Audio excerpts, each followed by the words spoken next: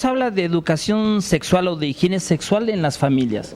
Bueno, existen varios motivos. Una de ellas es que se cree que si se les habla de educación sexual a los niños, pues van a salir corriendo y van a buscar alguna pareja, o que si se les informa tal y como es, pues igual van a crecer mucho antes. Y bueno, esto en realidad tiene que ver mucho con la vergüenza. Muchas veces los papás, los mamás no hablan en casa de estos temas, o hablan pero muy poco porque sienten vergüenza.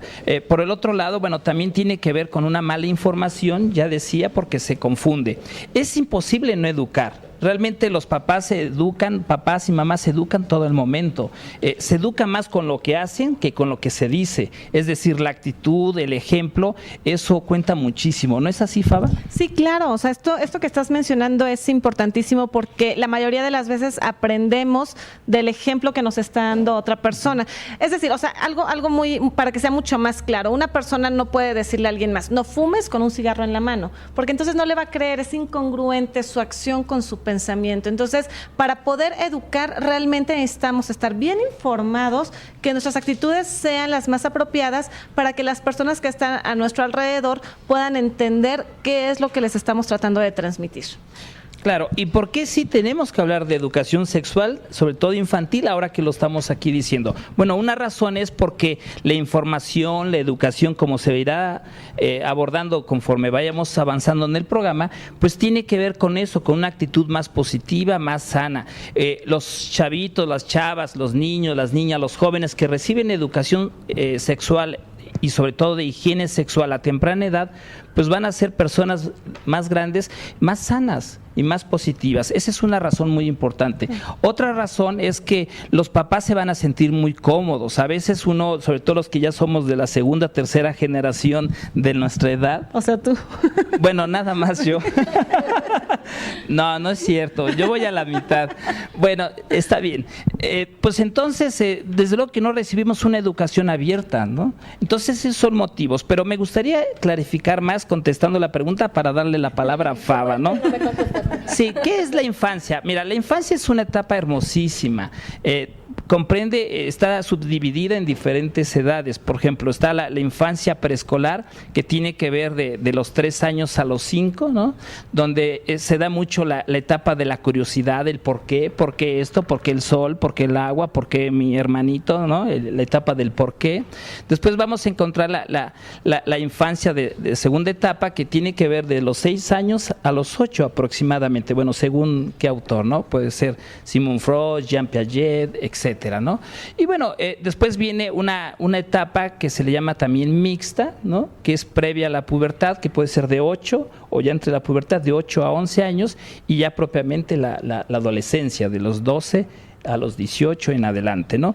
Entonces, el tema de la sexualidad infantil no está centrada en el ejercicio genital. ¿Qué quiere decir esto? Que los niños y las niñas, aunque imiten algún juego, simulen algún acto sexual como podría ser de un adolescente, un adulto, pues no, o sea, su curiosidad de ellos es de otra.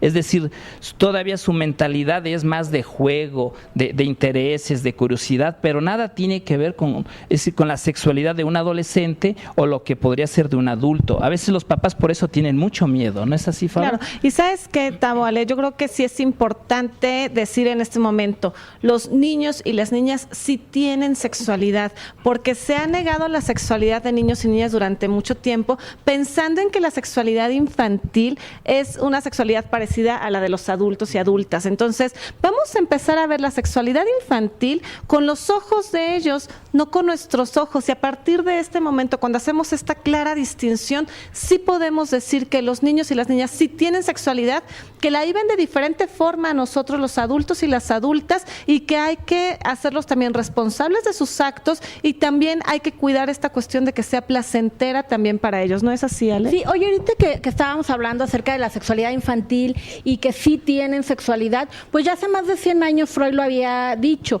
Claro, en su época, era así como un espanto de decir que los niños tenían esta sexualidad, pero por ejemplo hay algunos hallazgos que dicen que en la vida intrauterina hay procesos de erección en los niños y de lubricación en las niñas, y entonces eso nos habla de esta vida sexual.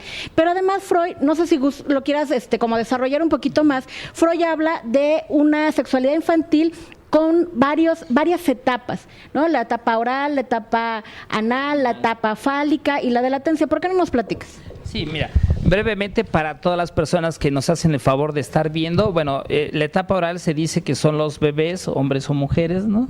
Que empiezan a crecer y que, bueno, centran su energía libidinal, que así le llamaba, su energía sexual, centrada más en la boca. Por eso vamos a ver que el bebé le gusta mucho, bueno, además de que se alimenta a través del biberón o desde el pecho de su mamá, que también en náhuatl es chichi y no es grosería, ¿no?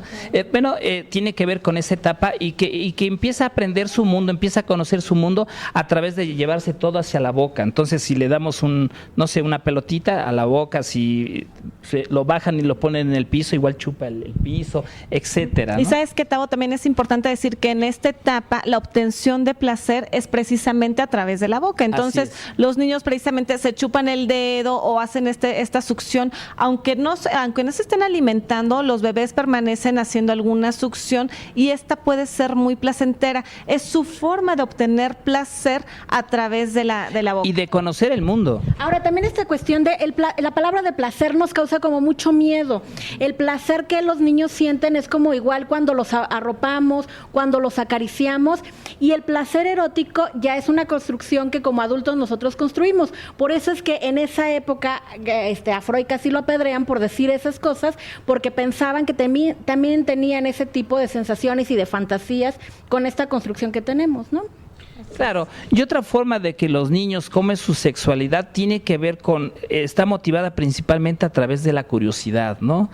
Por eso vamos a encontrar niños de preescolar, incluso hasta los primeros años de primaria, que el niño va y le levanta el vestido a la niña, ¿no? O las niñas van y se meten al baño de los niños y ven, y empiezan a descubrir que su cuerpo es diferente, pero ese es un proceso muy natural y que no hay que tenerle miedo. A veces las maestras, los papás, las mamás, pues se escandalizan porque dicen, ¿cómo? ¿No? Querían violar a mi hijo, y en realidad no necesariamente. Y sabes, Tavo, esta etapa que nos estás mencionando corresponde a la segunda etapa que menciona Freud, que es la etapa anal, en donde el placer se va hacia el ano y es cuando se lleva a cabo el control de esfínter, es decir, cuando los niños avisan para ir al baño, cuando empiezan a detener también el excremento y pueden avisar a papá o mamá que necesitan hacer del baño, y esto también puede ser muy placentero para ellos, ¿no? Según esta teoría de Freud, que además, como dice Ale, tiene más de 100 años y todavía es vigente. Y puede ser hasta en cierta forma escandaloso, ¿no? O sea,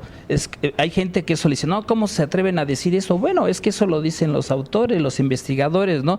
Y yo conozco a personas adultas que para ir al baño se llevan sus revistas y se tardan hasta media hora, ¿no? O sea, porque lo disfrutan, en realidad les da concentración. Y que bueno, si estuviéramos hablando de otras cosas, pues esto tiene que ver con una sexualidad pues ya más grande, ¿no? Más adulta. Y la siguiente etapa de la que estaríamos hablando sería la etapa fálica. También tendríamos que hacerle como algunas aclaraciones, porque ahora que también hemos trabajado con la sexualidad de las niñas, no necesariamente a través de un falo es como reconocen su sexualidad, ni con la ausencia, porque muchos niños en la etapa de Freud también sufrieron, las niñas, porque creían que ellas estaban incompletas y no tenían pene, ¿no? Entonces se habla también, según Freud, de un proceso de castración. Y en realidad, por ejemplo, ahora si a las niñas les platicamos, tú no tienes pene, pero tienes vagina o tienes vulva, les bajamos un poco la atención y comienzan a reconocer su cuerpo de manera diferente, ¿no? Claro, porque entran en la etapa del autoerotismo. Eso sí es parte de la sexualidad infantil. ¿Cómo es esta etapa? Estamos hablando más o menos de niños y niñas como de unos 5, 7 años más o menos, y empiezan a explorar su cuerpo. Esto es bien importante porque, bueno, desde pequeñitos, desde desde bebecitos, Desde cuando que les quita uno el pañal y rápidamente se tocan, se tocan, llevan a su claro. a su Pero ¿qué genital, sucede? ¿no? O sea, si el bebé se toca su manita, ¡ay, qué bonito! Se toca su Todo manita, aplauden, ¡ay, mira todos qué bonito! aplauden. Y cuando un bebé toca sus genitales, así como que, ¡ay, niño cochino! Eso no se hace. Déjese ahí. Entonces, déjate ahí, ¿no? Entonces, desde ahí empezamos, o sea, las mamás y los papás a veces piensan que los niños no entienden, pero desde ese momento empezamos a meter ideas en los niños que en su etapa adolescente o adulta les puede afectar muchísimo. Claro, y además, Faba, Ale, decirles a los papás que nos están viendo que cuando se educa de esa forma, el mensaje que se les está dando es el decir, mira, la sexualidad es cochina, eso es malo, no lo hagas. Y en realidad decía un niño, oye, si dicen que se debe de hablar de sexualidad y que la sexualidad es natural, ¿por qué no me hablan cómo son las cosas, no? Entonces, hoy estamos con muchos peques.